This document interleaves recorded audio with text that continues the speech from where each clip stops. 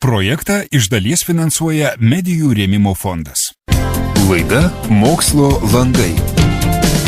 Kodėl baltymų kiekis maiste yra ypatingai svarbus metaboliniai sveikatai? Sulig vyresniu amžiumi raumenų masė mažėja. Tas procesas vadinamas sarkopenija. Kad tas procesas nevyktų ypatingai greitai, reikalingi keli veiksniai. Tai pirmas tai yra pakankamas baltymų patekimas į organizmą su maistu. Nėra taip paprasta, nes vis tik mūsų maiste labiau linkę dominuoti angliavandeniai įvairiausi. Tai yra duonos gaminiai, kruopos, netgi vaisiai, tie visagrūdžiai produktai, vis tik tai juose dominuoja angliavandeniai. Kad mes gautume pakankamą kiekį baltymų, tai yra pagrindinis šaltinis mėsa, žuvis, pieno produktai, kuriuose baltymų kiekis yra mažesnis negu mėsoje, ir tie augalinės kilmės ankštiniai produktai, kuriuose taip pat yra nemažas baltymų kiekis, aišku, kruopose yra, taip pat riešutuose. Tačiau su riešutais irgi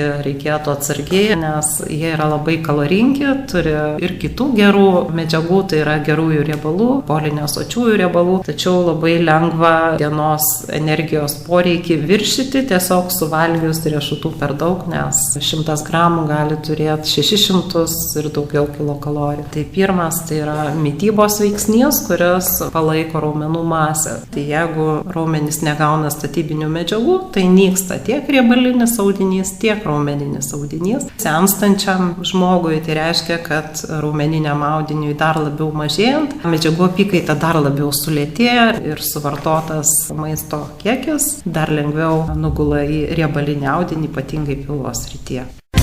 Laida Mokslo langai. Projektą iš dalies finansuoja Medijų rėmimo fondas.